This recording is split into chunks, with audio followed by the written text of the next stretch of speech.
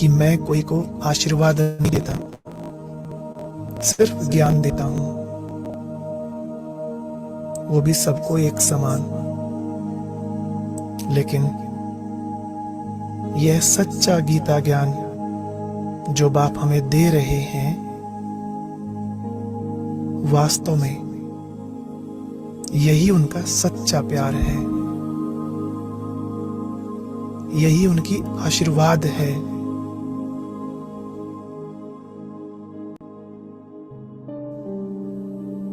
यह ज्ञान हम आत्माओं के लिए अमृत समान है, जो हमें सदा सदा के लिए अमर बना देता है।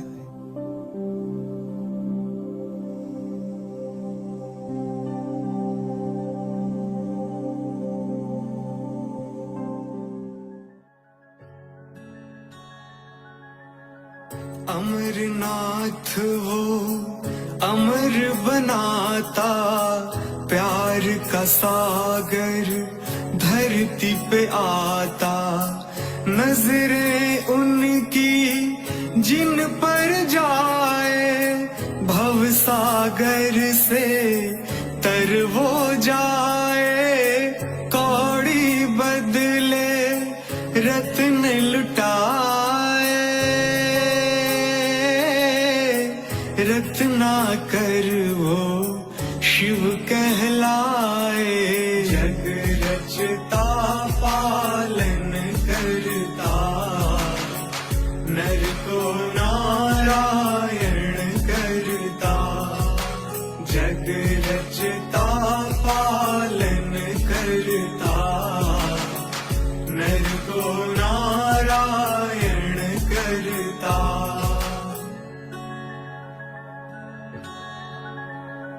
शिव ज्योति वो बिंदु स्वरूपा, प्रगट हो ही तन ब्रह्मा रूपा। शिव का अलौकिक प्यार जो पाए, जन्म जन्म गुण गान वो गाए। गुण सागर शिव भाग्य विधाता, गति दाता शिव सदगति दाता। जग रचता पालन करता, नर को नारायण करता। जग रचता पालन करता, नर को नारायण करता।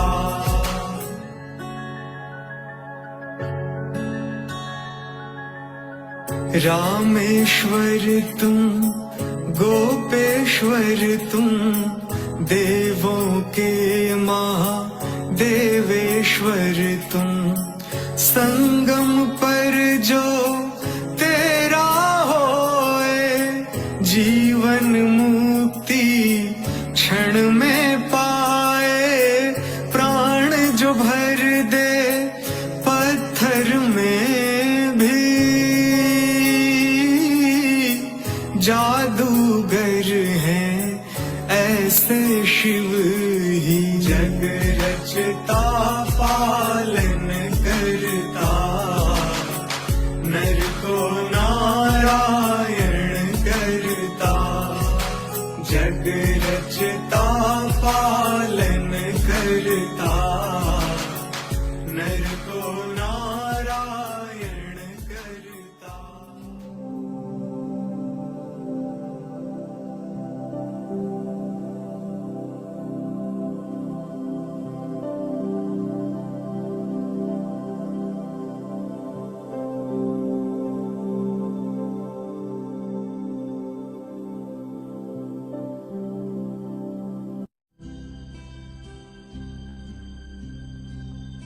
मन ही मन स्वयं को स्मृति दिलाएं।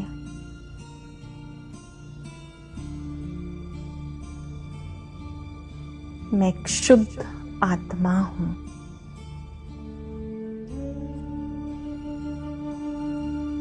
दिव्य आत्मा हूँ।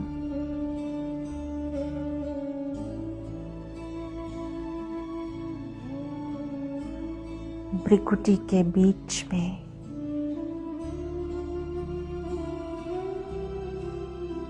चमकता हुआ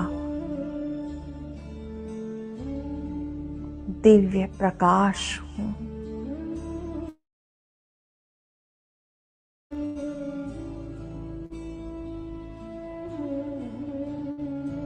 इस देह रूपी प्रकृति की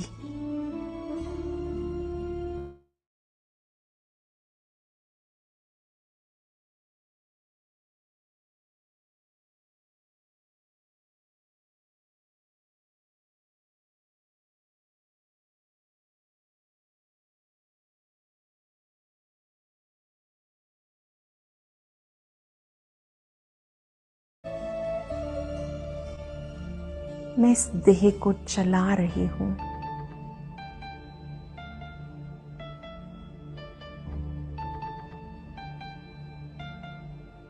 मैं आत्मा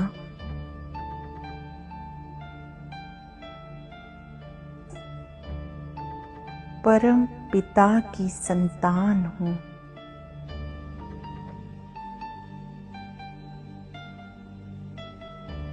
मैं बाबा का बहुत प्यारा, अति लाडला, सिक्की लधा बच्चा हूँ।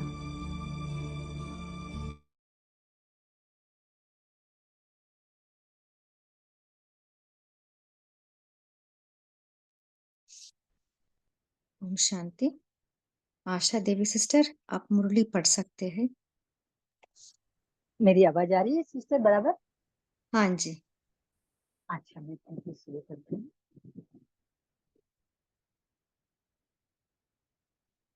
शेयर करेंगे ना भाई?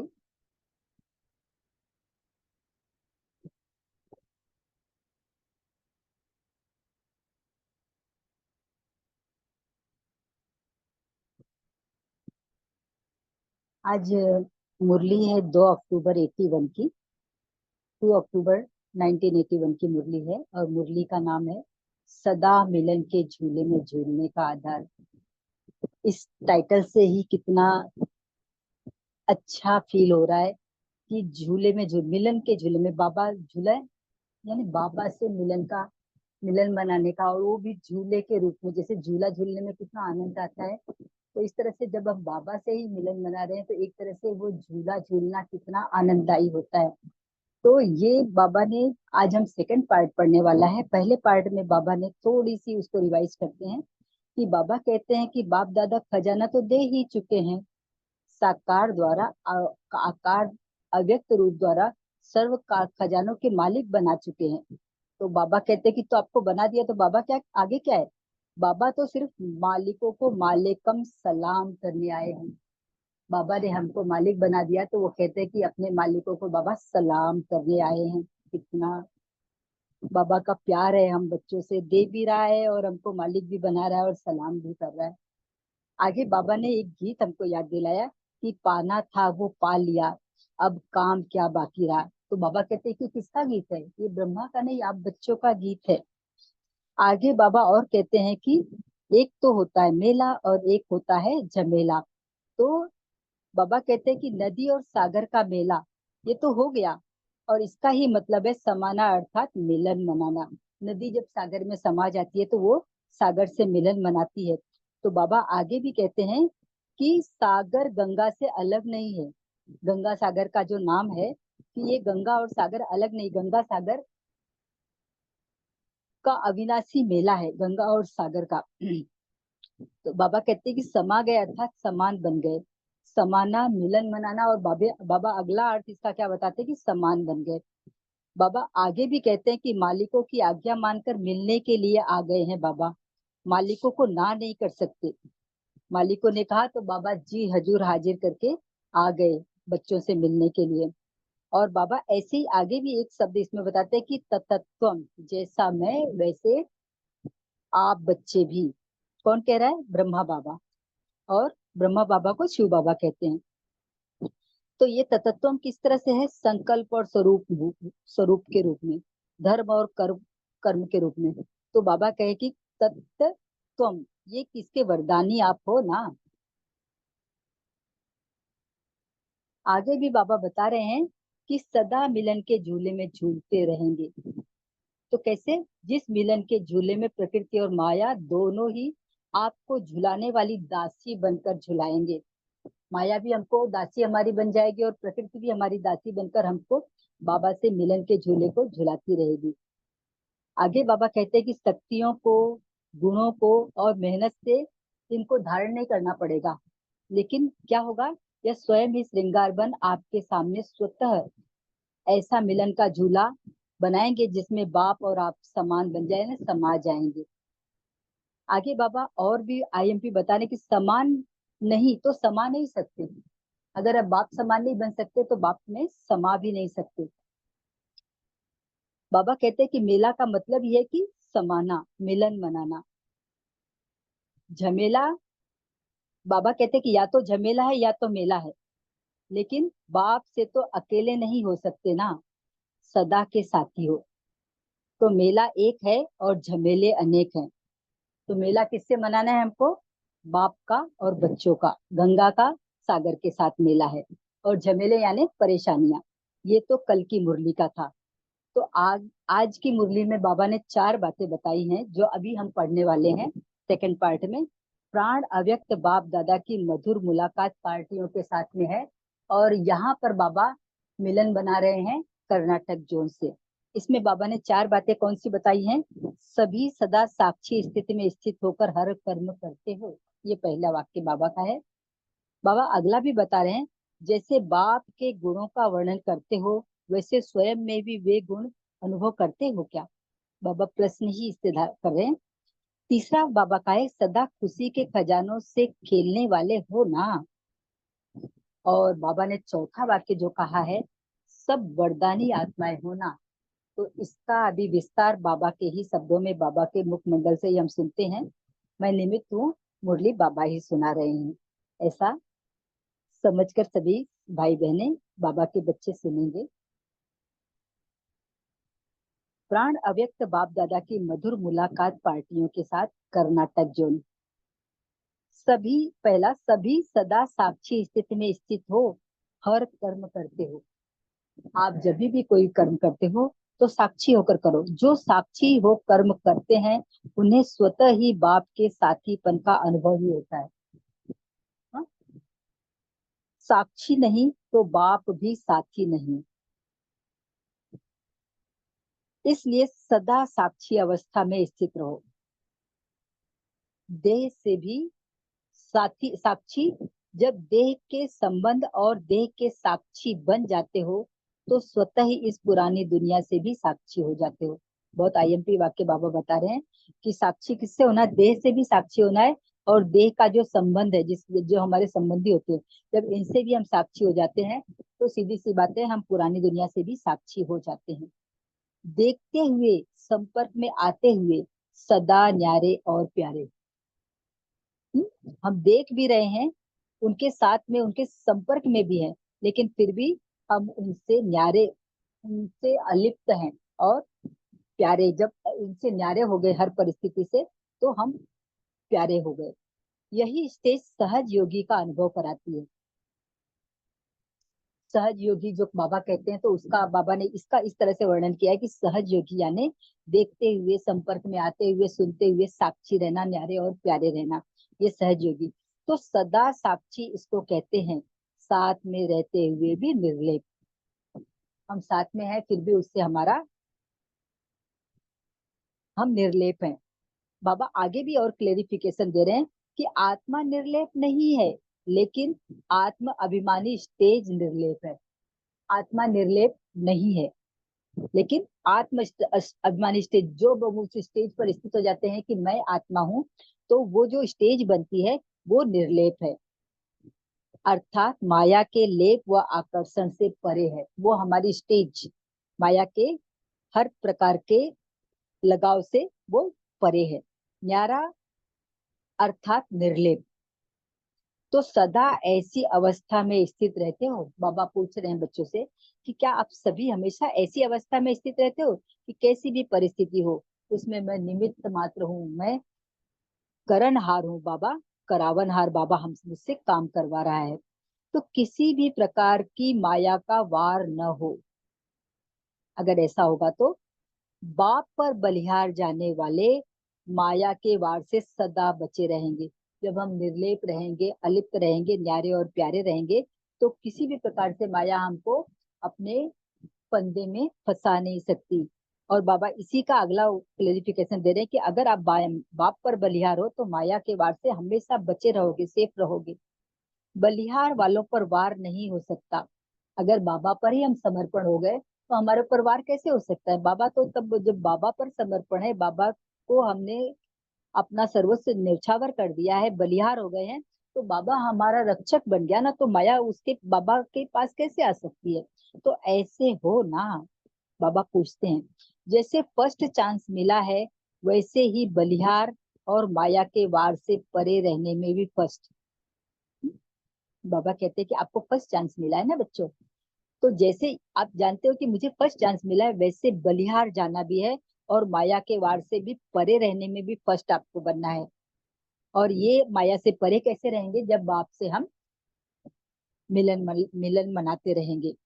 फर्स्ट का अर्थ ही है फास्ट जाना। जो पहला नंबर होता है उसको अपनी बनाने फर्स्ट स्टेज बनाए रखनी पड़ती है ना, तो उसको उतना ही फास्ट आगे भागना पड़ता है। तो बाबा इसी को क्लेरिफाई करें, तो इस स्थिति में भी सदा फर्स्ट, यानी फर्स्ट नंबर में भी सदा फर्स्ट, और फास्ट जाएंगे तो फर्स्ट रहेंगे। सदा खुश रहो, सदा खुश नसीब रहो। अच्छा, बाबा वरदान दे रहे हैं बच्चों, सदा खुश रहो और सदा खुश नसीब रहो। आगे बाबा दूसरा वाक्य बता रहे हैं कि जैसे सिस्टर ओम शांति। Yes sister. सिस्टर थोड़ा स्लो पढ़िए। अच्छा अच्छा सिस्टर, अच्छा सिस्टर, थैंक यू बताने के लिए। जैसे बाप के गुणों का वर्णन करते हो वैसे स्वयं में भी वे सर्वगुण अनुभव करते हो। बाबा पूछ रहे हैं कि आप अपने बाप शिव बाबा और ब्रह्मा बाबा का जैसे आप उनकी तारीफ करते, उनके गुणों को गाते हुए आपको थकते नहीं हो, और उन गुणों को गा गा कर उनको बता बता कर स्वयं में अनुभव करके दूसरों को बताकर जितना आपको खुशी होती है, तो वो गुण जो बात का आप वर्णन करते हो, तो क्या वो गुण आपके अंदर है? इसको भी आप महसूस कर पाते हो क्या? फील कर पाते हो क्या? जैसे बाप ज्ञान का सागर, सुख का सागर है, वैसे ही स्वयं को भी ज्ञान स्वरूप, सुख स्वरूप अनुभव करते हो। बाबा के लिए तो बच्चे बार बार कहते हैं कि वो ज्ञान का सागर है, सुख का सागर है। तो बाबा पूछते हैं कि क्या आप भी अपने आप को बाप समान ज्ञान का सागर, सुख का सागर, इस तरह से अपने आप को फील कर पाते हो कि मैं भी बाप समान हूँ, बाप का बच्चा? जैसे कहते हैं कि बच्चा बाप के गुणों को धारण करता है, जैसा बाप वैसा ही बच्चा होता है। तो क्या बच्चे आप भी बाप के गुणों को अपने में धारण किया है, उन गुणों के स्वरूप बने हो? हर गुण का अनुभव सिर्फ वर्णन नहीं लेकिन अनुभव। बाबा कहते हैं कि केवल आप वर्णन करके सुना दो ऐसा नहीं, बस बट आपको उसको एक्सपीरियंस करना है, उसका अनुभव लेना है कि वो गुण आपके अंदर खुद आपको पता चले कि ये गुण मेरे अंदर है, मैं ज्ञान स्वरूप बाप की तरह बन गया हूँ, सुख स्वरूप बन गया हूँ। जब मैं ज्ञान स्वरूप और सुख स्वरूप बन गया हूँ तो मुझे वो पता चल रहा है, और वो वाइब्रेशन उसकी उसका वो वाइब्रेशन अन्य की तरफ पहुंचता है, और उनको भी वो जो अनुभव मुझे हो रहा है वो दूसरों को भी वो अनुभव हो रहा है। बाबा ये हमें बताना चाहते हैं कि जिस तरह से आप बच्चे मुझे अनुभव कर पाते हो कि बाबा ज्ञान का सागर है, गुण का सागर है, सुख का सागर है, तो जिस तरह से आप अनुभव करके इसको बता पाते हो, इसी तरह से आप भी इतना स्वरूप बन जाओ, इस तरह से एक रस बन जाओ बाबा के इन गुणों से कि दूसरे आपके इन गुणों को बता पाए। और जब दूसरे बताएंगे तो सच वास्तव में आप तब सुख स्वरूप वो स्वरूप आपने पा लिया है ऐसा मान सकते हैं। हर गुण का अनुभव सिर्फ वर्णन नहीं लेकिन अनुभव। जब सुख स्वरूप बन जाएंगे तो सुख स्वरूप आत्मा द्वारा सुख की किरणें विश्व में फैलेंगी। बाबा इसका रिजल्ट क्या बनाते हैं कि जब आप सुख स्वरूप बन जाएंगे तो आपसे सुख की किरणें पूरे विश्व में फैलेंगी। क्यों? क्योंकि मास्टर ज्ञान सूर्य हो। बाबा ज्ञान सूर्य और बाबा के बच्चे मास्टर ज्ञान सूर्य। तो जब आप भी बाप की तरह बन जाओगे तो आपसे पूरे विश्व में, पूरी वर्ल्ड में ये ज्ञान की किरणें फैलेंगी। तो जैसे सूर्य की किरणें सारे विश्व में जाती हैं, वैसे आप ज्ञान सूर्य के बच्चों का ज्ञान, सुख, आनंद की किरणें सर्व आत्माओं तक पहुंचेंगी। बाबा उदाहरण किसका दे रहे हैं? सूर्य का, कि सूर्य की किरणें पूरे विश्व में, जब सूर्य उदय होता है यानी सनराइज होता है, तो उस समय उससे किरणें पूरे विश्व में फैलती हैं। तो बाबा कह रहे हैं कि जिस तरह से एग्जाम्पल उन्होंने सूर्य का दिया, तो आप ज्ञान सूर्य बच्चों से क्या क्या फैलना चाहिए? ज्ञान की किरणें, सुख की किरणें और आनंद की किरणें पूरे सभी विश्व में फैले। और वो जब विश्व में फैलेंगी तो हर आत्मा को भी उसका वाइब्रेशन पहुंच जाएगा और उनको पता चलेगा। जितने ऊंचे स्थान और स्थिति पर होंगे उतना चारों ओर स्वतः फैलती जाएंगी। तो इसके लिए बाबा क्या कहते हैं कि जितना आपकी ऊंची स्थिति होगी और ऊंचे स्थान पर रहेंगे, माने जब आप इस दुनिया की स्थिति और स्थान से परे अपने आप को फरिश्ता बनकर ऊंची ऊंची स्टेज पर चले जाएंगे, ऊंचा स्थान, आपकी स्थिति भी ऊंची हो जाएगी और स्टेज भी आपकी ऊंची हो जाएगी। तो ये किरणें जितने ऊंचे स्थान और स्थिति पर होंगे उतना चारों ओर स्वतः फैलती जाएंगी। ऊंचाई पर जाने से फैलेंगी। आपकी स्थिति भी ऊंची हो और आपका स्थान भी ऊंचा हो। स्थिति तो आपकी यहाँ की होगी और स्थान फरिश्ता स्वरूप का, जिसे कहते हैं आप कि आप सूक्ष्म वतन में पहुंच जाएंगे या ऊंचाई पर फरिश्ता बनकर किरणें फैलाएंगे। तो इस तरह से ये किरणें भी फैलेंगी। तो ऐसे अनुभवी मूर्त हो, बाबा पूछते हैं बच्चों, तो इस तरह से जो मैं आपसे उम्मीद कर रहा हूँ, तो आप क्या ऐसे अनुभवी मूर्त बने हो? आपने ऐसा अपने आप को एक्सपीरियंस कर लिया है, ऐसा मानते हो? सुनना सुनाना तो बहुत हो गया, कहते हैं बाबा कि आप सुनते हो और मैं सुनाता हूँ तो ये तो बहुत हो गया। अभी अनुभव को बढ़ाओ। अभी केवल सुनने सुनाने में नहीं रहो, उसको एक्सपीरियंस करो। जो आप बता रहे हो उसको अनुभव करते जाओ। बोलना अर्थात स्वरूप बनना, सुनना अर्थात स्वरूप बनना। बाबा कहते हैं कि आप बोल रहे हो तो बोलने के साथ में उस स्थिति में स्थित हो जाओ, वो स्वरूप बन जाओ। और जब आप सुन रहे हो तो सुनकर भी उस स्थिति में स्थित हो जाओ, अर्थात उसका स्वरूप बन जाओ।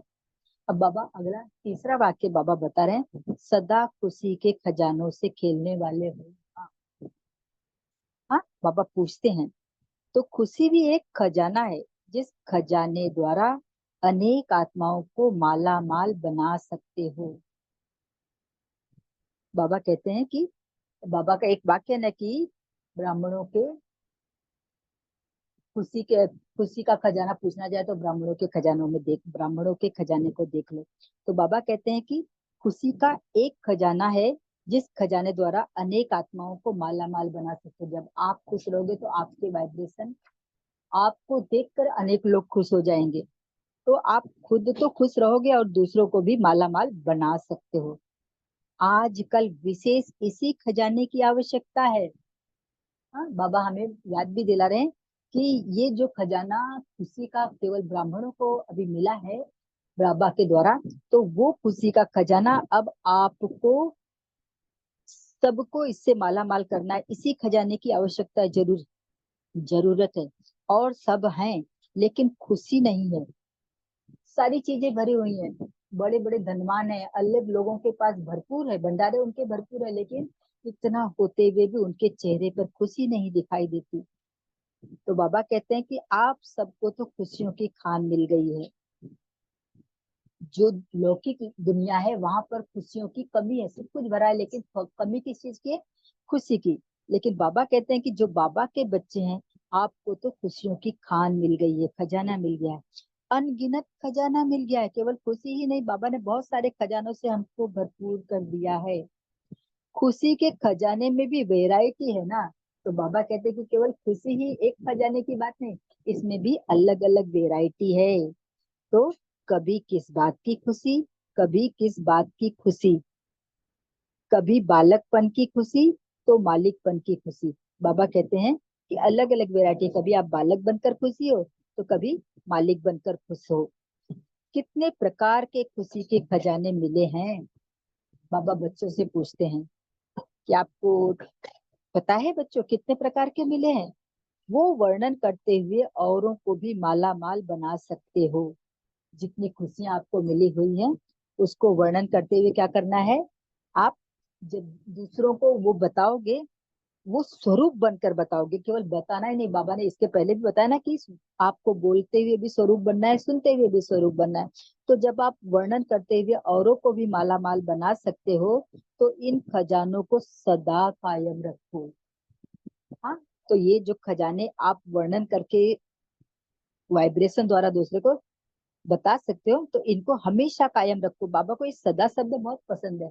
हर बात में बाबा सदा लगाता है बच्चों को। और सदा खजानों के मालिक बनो। केवल कायम ही नहीं रखो, इनके मालिक भी बन जाओ। सदा बाप द्वारा मिली हुई शक्तियों को कार्य में लगाते रहो। बाप से जो शक्तियां मिली हैं उनको क्या करो, कार्य में लगाते रहो। बाप ने तो शक्तियां दे दी हैं, अब सिर्फ उन्हें कार्य में लगाओ। बाबा कहते हैं कि बाबा ने तो बच्चों को दे दिए, आप उनको सिर्फ क्या करना है, आगे यूज करो उसको। जितना भी आपको यूज, जहां जहां यूज करना है आपको लगता है वहां यूज करो। सिर्फ मिल गया है, इसमें खुश नहीं रहो।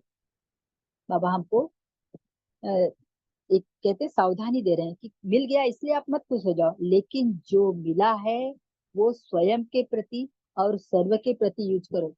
तो बाबा ने जो खुशियों के खजाने से आपको भरपूर किया है, केवल आप खुद ही यूज मत करो, तो दूसरों के लिए भी यूज करो। तो माला माल अनुभव करेंगे। जब आप ऐसा करोगे, दूसरों के लिए भी उसका उपयोग करोगे, तो उनको भी लगेगा कि हम भी इससे माला माल हो गए। और आप तो माला माल होकर हो गए हो, इसका तो अनुभव आपको हो ही रहा है। और उसी की वाइब्रेशन चारों ओर फैल रही है। आगे बाबा चौथा वाक्य जो बता रहे हैं, सब वरदानी आत्माएं हो ना, बाबा पूछते हैं। तो बाबा इसका किस तरह से क्लेरिफिकेशन किया है बाबा ने, कि हम बाबा के ही शब्दों में सुनते हैं। इस समय विशेष भारत में किसकी याद चल रही है, वरदानियों की। देवी अर्थात वरदानी। बाबा याद, देवियों को याद कर रहे हैं। बाबा अपनी पांडव सेना और शक्तियों को याद कर रहे हैं। तो बाबा यहाँ पर क्या कर रहे हैं कि भारत में किसकी याद चल रही है, वरदानियों की। और वरदानी कौन है, देवी अर्थात वरदानी। देवियों को विशेष वरदानी के रूप में याद करते हैं।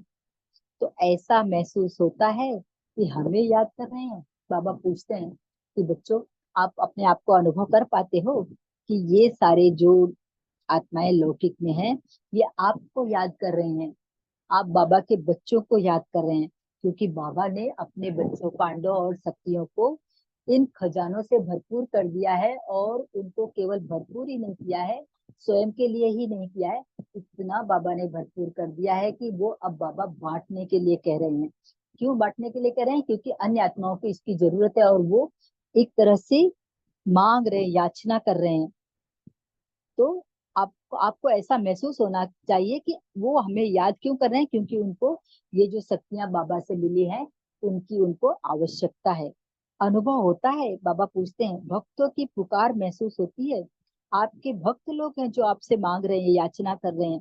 तो आपको महसूस होता है कि वो हमसे मांग रहे हैं, क्यों याद, हमको याद क्यों कर रहे हैं, क्योंकि उनको अब वो कष्ट में है। तो उनको कष्ट दूर करने के लिए जो बाबा से खजाने मिले हैं वो उनको आपको देना है। और इतना देकर, जिस तरह से बाबा ने भरपूर किया है उस तरह से उनको माला माल करना है। भक्तों की पुकार महसूस होती है कि सिर्फ नॉलेज के आधार से जानते हो, बाबा पूछते हैं, खाली आप ज्ञान से जान लेते हो या महसूस भी करते हो। एक है जानना और दूसरा है अनुभव होना। तो बाबा कहते हैं कि केवल आप जान जाते हो और दूसरा आप उसको अनुभव करते हो। और अनुभव करते हो तो क्या होता है, वरदानी मूर्त बनने के लिए विशेषता कौन सी चाहिए। हाँ, तो बाबा आगे पूछते हैं कि आप वरदानी मूर्त हो तो उसके लिए आपकी स्पेशलिटी क्या होनी चाहिए, क्या विशेषता आपके अंदर होनी चाहिए।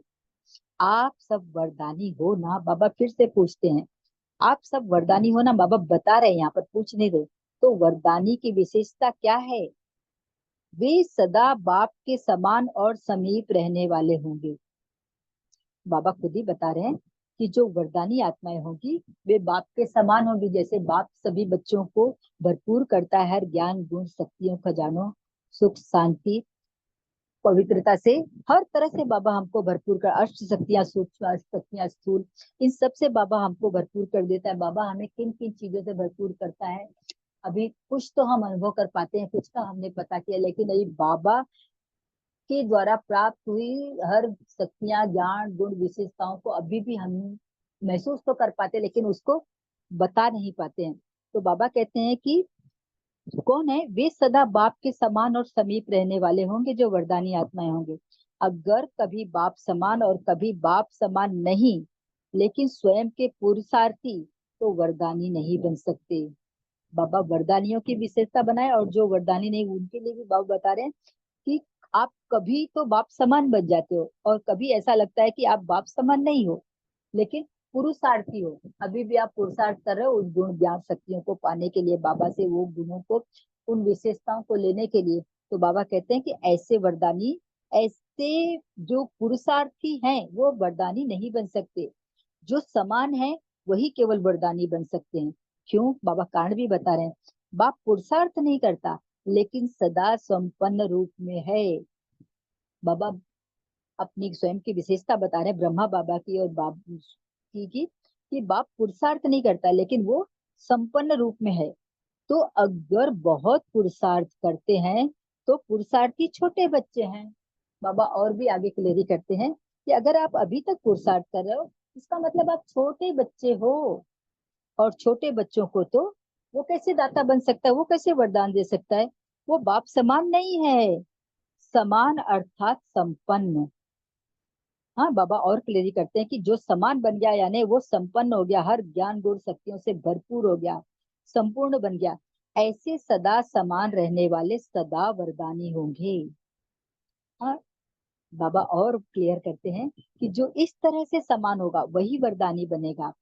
बाबा अच्छा, ओम शांति कहते हैं। ओम शांति। और सभी 1 मिनट साइलेंट में रहकर इसके बाद मुरली का चिंतन शेयर करेंगे।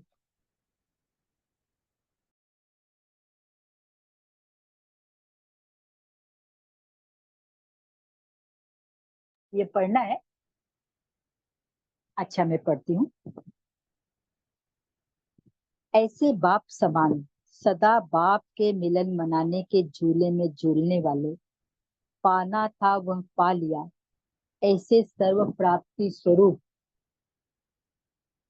सदा हर संकल्प और बोल में कर्म में जी हजूर और जी हाजिर करने वाले, ऐसे सर्वश्रेष्ठ आत्माओं को साकार द्वारा आकार द्वारा मिलन मनाने वाले देश विदेश के सर्व बच्चों को, बालक सो मालिक को बाप का मालेकम सलाम व याद प्यार। सातों श्रेष्ठ आत्माओं को नमस्ते, और हम बच्चों की तरफ से बाप दादा को भी नमस्ते नमस्ते नमस्ते। बाबा थैंक यू सो मच बाबा।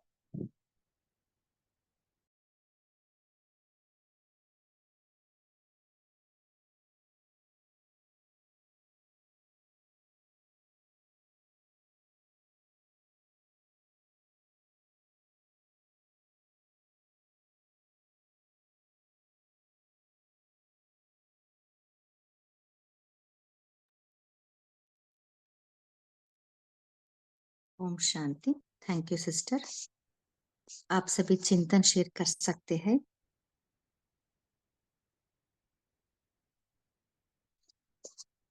बोलिए मेघा सिस्टर।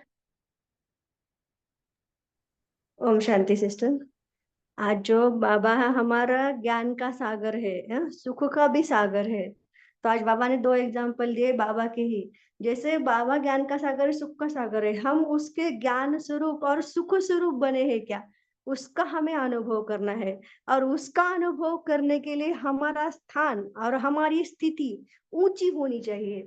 जैसे हम फरिश्ता बनकर प्रकाश देते हैं या परम धाम में कल्पवृक्ष में बाबा के साथ कंबाइंड होकर प्रकाश देते हैं। तो हमें ऐसी ऊंची स्थिति होनी चाहिए। जब हम ऊंची स्थिति होंगे तो बाबा बोलते हैं कि आप ही सबको हमारी तरफ से प्रकाश मिलेगा। तो सदा हमें अपना स्थान और अपनी स्थिति ऊंची बनानी है। ओम शांति।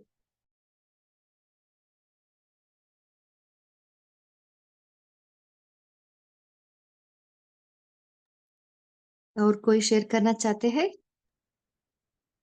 ओम शांति। हाँ जी।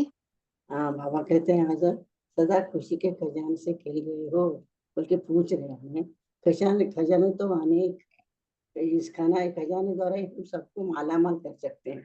खजाना अनगिनत खजाने है, ये वैरायटी खजाने हैं। ये खजाने कभी खुदते नहीं, खजाने में मालिक बने। अब सब खजाने के मालिक हो उनके बोल रहे, इसका वर्णन करना नहीं है, उससे बनना है। सदा खजाने कायम रखते हैं अपने पास, उनके बाबा पूछ रहे खजाने से मालिक बने तो कायम रखते हैं।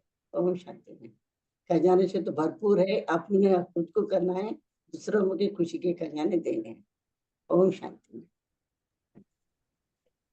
बोलिए दीप्ति सिस्टर। जी ओम शांति। तो आज बाबा ने कहा कि साक्षीपन की सीट पे रहना है। बाबा ने कहा साक्षी होकर सब कर्म करना है। अगर आप साक्षी होगे तो ही बाबा का आपको साथ मिलेगा, साथीपन बाबा का साथ मिलेगा। अगर आप साक्षी नहीं हो तो बाबा का साथ भी नहीं मिलेगा। और साक्षी होगे तो ही आप सहज योगी भी होगे, क्योंकि आप इन्वॉल्व ही नहीं होगे किसी चीज में, आत्मिक स्थिति में होगे। तो बाबा ने कहा कि फिर माया के आकर्षण से भी आप निर्लेप होगे। तो निर्लेप यानी किसी के ऊपर, जिस चीज के ऊपर किसी चीज का लेप नहीं चढ़ता, तो निर्लेप, माया से भी निर्लेप। और जो निर्लेप हो गए वो ही बाबा पे बलिहार जाएंगे और वो ही फिर सेफ रहेंगे। तो बाबा ने कहा तुमको पहला चांस मिला है, तो इसलिए पहला चांस बाबा पे बलिहार जाने का भी लो। ओम शांति।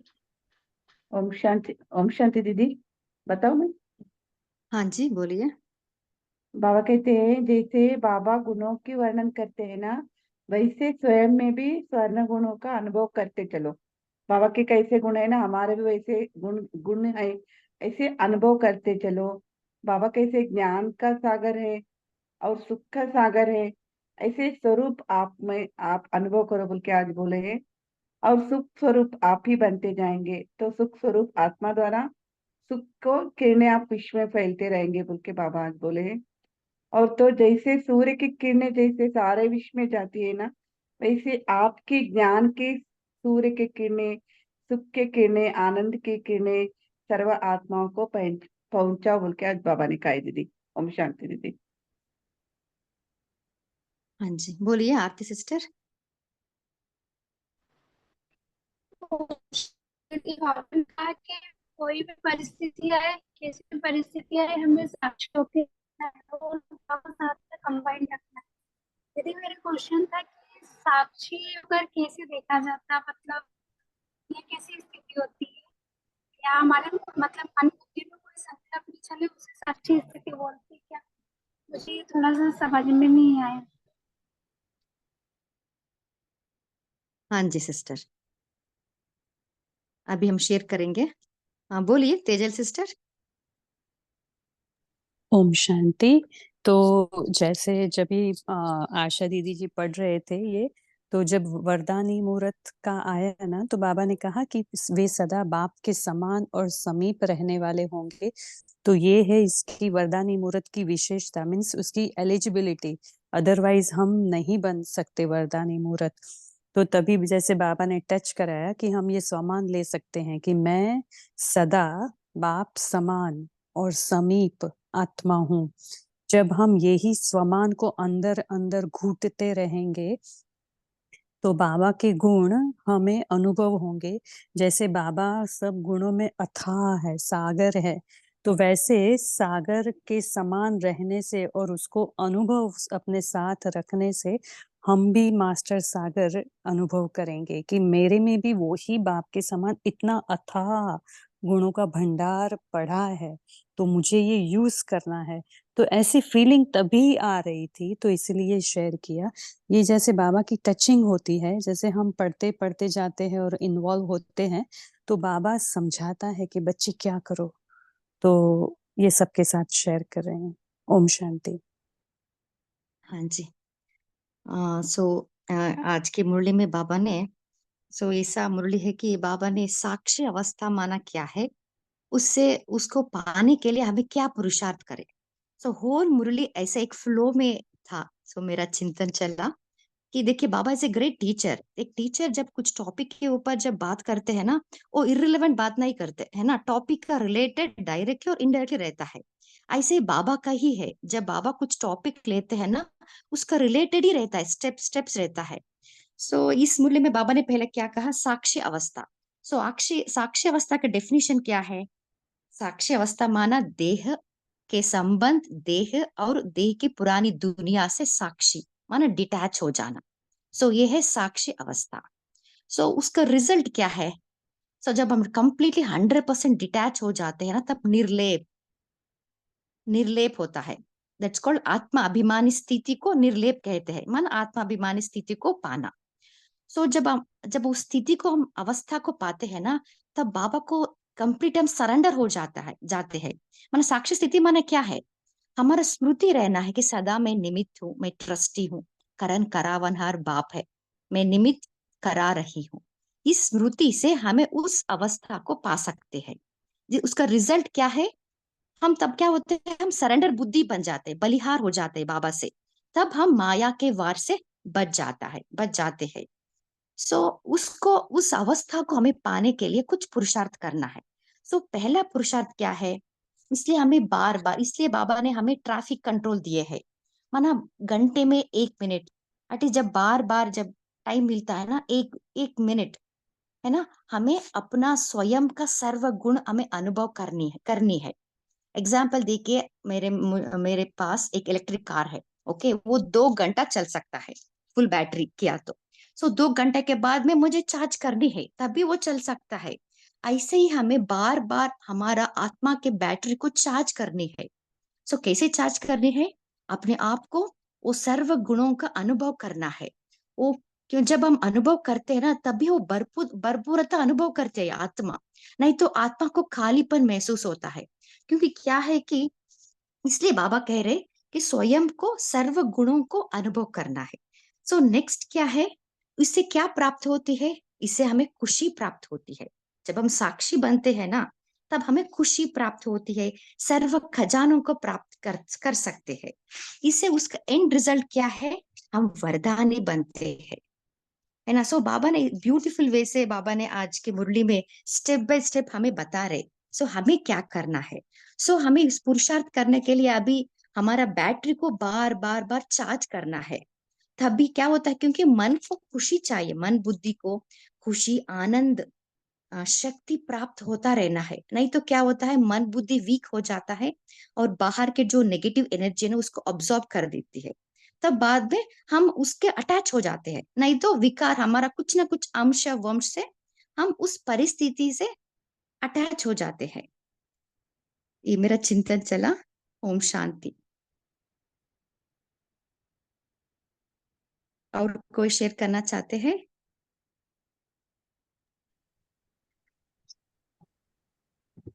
ओम ओम शांति दीदी। हाँ आवाज जी, आ रही, आवाज आ रही? हाँ जी भाई जी।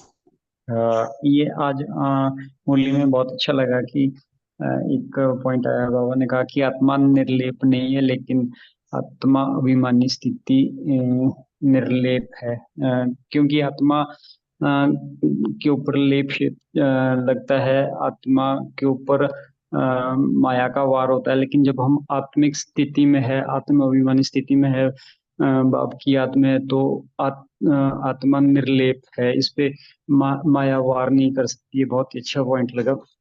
और आगे बाबा ने कहा कि खुशी भी एक खजाना है, जिसमें औरों को माला माल बना सकते हैं हम लोग। तो जो खुशी हमको प्राप्त हुई है, उसका वर्णन करके हम औरों को खुशी दे सकते हैं। जैसे बाबा ने कहा कि आज दुनिया में बहुत से लोगों के पास बहुत कुछ है, लेकिन ये खुशी उनको उनके पास नहीं है, तो हम ये उनको ये खजाना देकर उन्हें जो है भरपूर कर सकते हैं। ओम शांति। बोलिए ललिता सिस्टर। हाँ दीदी, मेरे को एक क्वेश्चन पूछना है।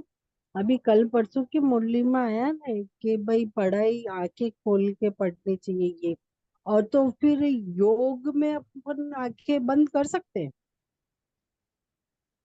हैं? तो योग में नहीं, अगर अपन है। नहीं सिस्टर, बाबा ने कहा ना सुजाग अलर्ट होके हमें योग करना है ना। अच्छा, आंखें नहीं बंद करना है। और योग में भी नहीं करना है? हाँ जी, हाँ जी, योग में भी आंखें बंद कर नहीं करना है। तो मैं तो कहा कि योग में कर सकते हैं। तो फिर अब आप कहते हो ना, तो कि 16 साल हो गए, आपने क्या सीखा? तो ऐसे फिर दिमाग इधर उधर रहता है। अब जैसे आंख बंद करके कर रहा है योग, तो बुद्धि तो खैर देखो स्थिर रहेगी, पर लेकिन जो आंखें खुली होने के बाद अगर परम धाम में स्थिति स्थिर रहती है, तो वो सबसे बेस्ट है ना। हाँ जी सिस्टर, मगर क्या है जब आंखें बंद करते हैं ना तो पता ही नहीं चलता कब नींद आ जाता है ना। तो हाँ समटाइम्स जब आप उस आनंद स्वरूप की स्थिति में स्थित रहते हो, सो अपने आप आंखें बंद होता है। इट्स ओके, उसका आप महसूस कर रहे हो, इट्स ओके। अदरवाइज हमें आंखें ओपन करके ही योग योग और करना है। मुरली हाँ, को। अटेंशन दे के योग करना है। अच्छा, और अभी बाबा ने अभी मुरली में कहा ना कि ऊंची स्थिति में स्थित होके तुम दान करो। तो सबसे ऊंची स्थिति तो परम धाम है ना। जैसे कहीं किसी उस पे ऊपर चढ़ गए, वहां से अपन दे रहे हैं, और अब फिर सबसे ऊपर अपन जाना चाहे तो फिर तो परम धाम है। परम धाम से जाके फिर सारी बाबा की जो शक्तियां किरणें हैं वो लेके और अपन पूरे विश्व की आत्माएं प्रकृति को दे। तो क्या ठीक है फिर? हाँ जी सिस्टर, सो परंदम वो तो है, बट हमें अपने स्थिति ऊंची बनानी है। सो हाँ इसके तो लिए बाबा साक्षी अवस्था के बारे में बता रहे। जितना उस साक्षी अवस्था को हम निरंतर अभ्यास करते हैं ना, तभी हम ऊंची अवस्था पा सकते हैं। बस देह मत देखो, आत्मा ही देखो। हाँ जी। ठीक है जी, ओम शांति। और कोई शेयर करना चाहते हैं?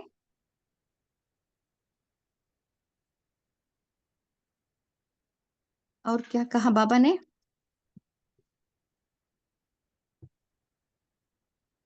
तो इस साक्षी अवस्था को प्राप्त करने के लिए हमें क्या पुरुषार्थ करना है? बोलिए। और आप क्या कर रहे हो, प्रैक्टिकल जो आप जो कर रहे हो वो भी आप शेयर कर सकते हो। ओम शांति दीदी। हाँ जी। दीदी हमारा तन मन धन सब बाबा को समर्पण करना, सब कुछ बाबा को समर्पण समर्पण करके गृहस्थ व्यवहार में रह के बाबा हमारे साथ कमांड है, बाबा साक्षी है। ऐसे हर एक सेकंड क्या भी काम करने दो, बाबा को सामने रख के हम करे तो साक्षीपन में रहते हैं दीदी। हम सब कुछ बाबा को समर्पण करके मन बुद्धि से बाबा को अर्पण करके काम करना है। हम तो इस परिवार में पूर्वज है बोल के बाबा को साक्षी रख के हर एक सेकंड बाबा को याद से कमेंट रह के करने से साक्षीपन का सिद्धि हमको आता दीदी। हाँ जी, बहुत अच्छा। सो बार बार मन बुद्धि को सरेंडर करना है हमें, है ना, नहीं तो पता ही नहीं चलता कब माया का वार होती है। बोलिए विजय भाई।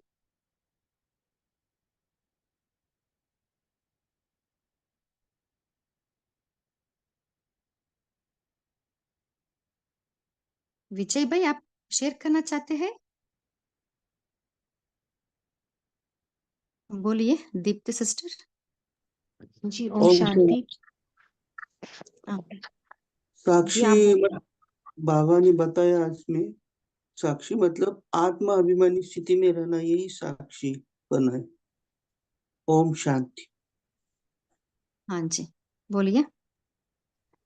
जी, ओम शांति। तो साक्षीपन के लिए सबसे जरूरी मुझे मेरे अनुभव से कि ड्रामा का पार्ट बिल्कुल पक्का होना चाहिए, कि जो भी हो रहा है, जो भी रोल सब प्ले कर रहे हैं, वो ड्रामा में बिल्कुल एक्यूरेट है, और जो मेरा रोल है वो भी एक्यूरेट है, और जो हो रहा है वो भी एक्यूरेट है।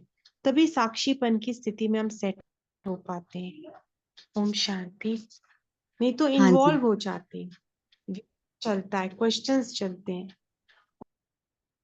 हाँ जी, बहुत अच्छा। सो ये भी इम्पोर्टेंट पॉइंट है ना। जितना हमें ड्रामा के ऊपर निश्चय रहता है, उतना हमारा मन बुद्धि स्थिर रहता है, क्योंकि वही है ना पेपर। जब कुछ पेपर आता है तभी हमें पास करना है, मन बुद्धि को स्थिर रखना है,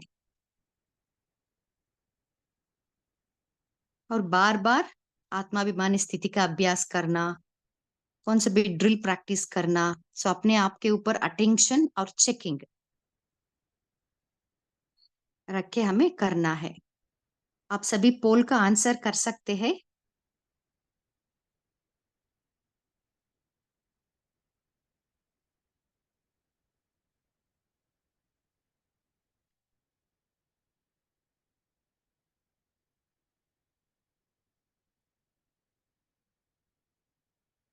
और कोई शेयर करना चाहते हैं? ओम शांति दीदी। हाँ जी। हाँ, जो अभी वो आरती बहन बोल रही थी कि बाबा ने बोला आँख खोल करके योग करना चाहिए, तो बाबा ने आँख खोल करके बोला है, लेकिन आँख आधी बंद होनी चाहिए, आधी आँख खुली होनी चाहिए।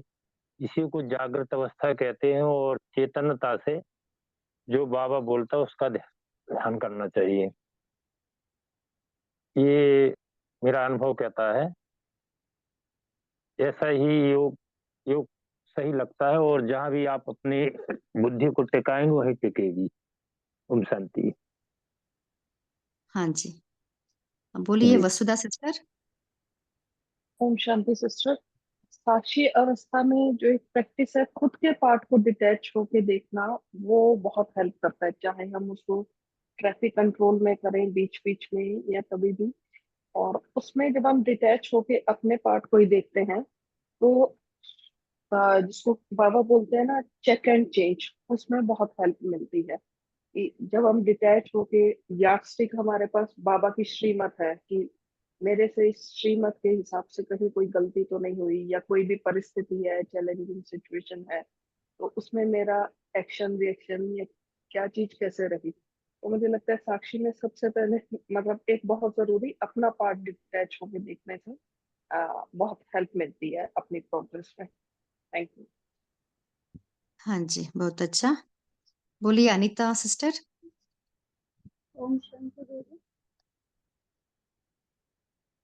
आवाज आ रही है दीदी? हाँ जी, आ रही है, बहुत लो वॉइस आ रही है, बोलिए। जो हम पुरुषार्थ करते हैं तो वो यही, जैसा कोई परिस्थिति आती है तो सबसे पहले तो मैं यही समझती हूँ कि मैं ये सिस्टर कौन। बहुत जी कम आ रही है, जी। वॉइस अभी आवाज कम आ आ रही है। स्लो आ अभी आई है दीदी ठीक? हाँ जी, हाँ जी, अभी आ रही है, बोलिए। जैसे कोई परिस्थिति भी आती है या वैसे में भी, तो पहले तो मैं उस आत्मा को भी समझती हूँ कि ये आत्मा भी अवतरित है, ये अपना अपना पार्ट बजा रही है, कोई बात नहीं, मुझे इसमें हलचल में आना ही नहीं है। क्योंकि मैं भी जब एक बार की जो पिछली मुरली आई थी, जब दीदी ने बताया था कि मुझे अपने आप को संपूर्ण देखना है बस, तो अपने आप को मुझे ये महसूस करती हूँ कि मुझे किसी के लगाव में झुकाव में आना ही नहीं है, क्योंकि मैं तो हूँ ही संपूर्ण, और संपूर्ण बन के ही मुझे घर जाना है। तो मैं निमित्त हूँ हर हर किसी भी कार्य के, केवल मुझे परमात्मा ने निमित्त बनाया हुआ, मेरा यहाँ कोई वो नहीं है, सब अपना अपना रोल अदा कर रही है। ये तो इस तरह से पुरुषार्थ करते हैं हम परिस्थिति के अनुसार। ओम शांति दीदी। हाँ जी, बहुत अच्छा। बोलिए विजय भाई।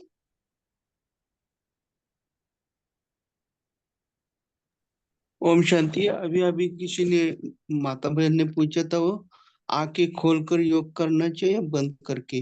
अभी वो साकार मुरली में बाबा ने लगातार 3-4 दिन बताया, आंखें खोलकर ही योग करना है।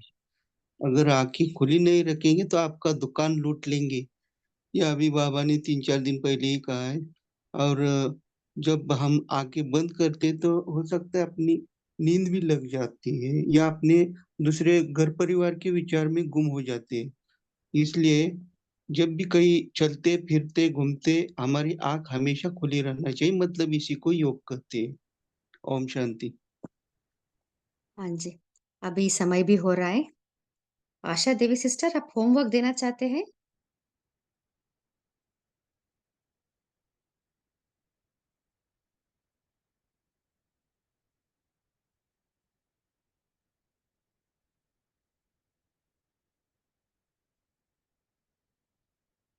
बोलिए सिस्टर, आपका आवाज नहीं आ रही।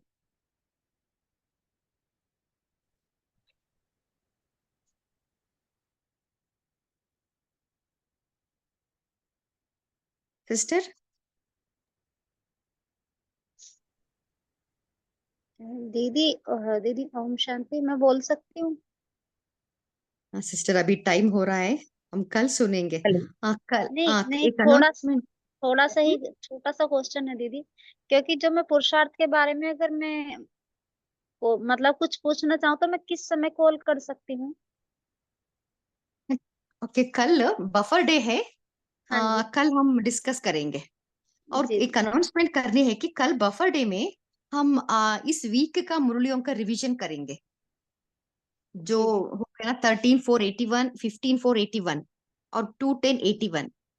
हाँ, इसके ऊपर हम 4 क्वेश्चंस निकालेंगे और तीव्र पुरुषार्थ ग्रुप में डालेंगे। आप सभी आपका चिंतन शेयर करना।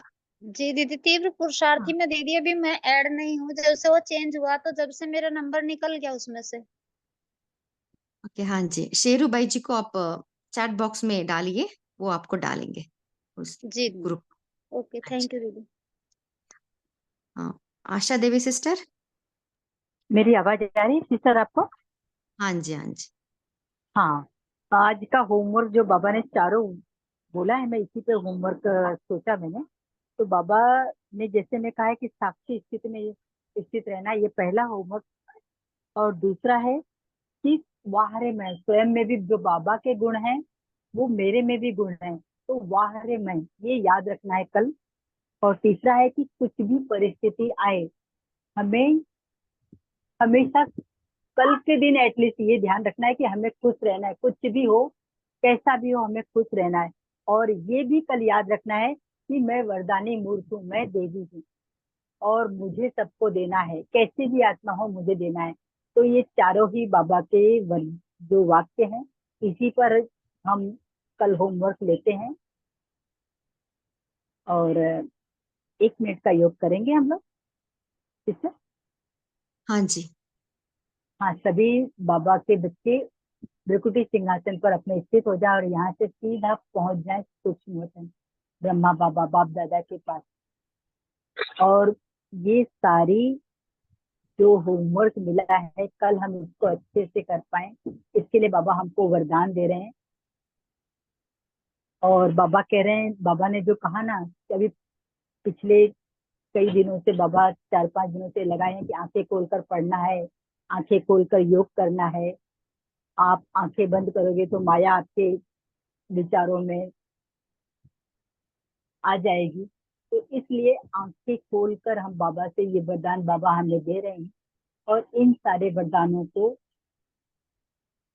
पूरा करने के लिए शक्तियां बाबा से लेकर हम पुनः भ्रिकुटी सिंहासन पर आ जाते हैं। ओम शांति।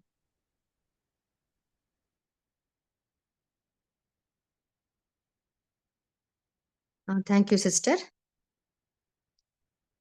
इस सेशन में जुड़ने के लिए आप सभी को दिल से थैंक्स। Good night.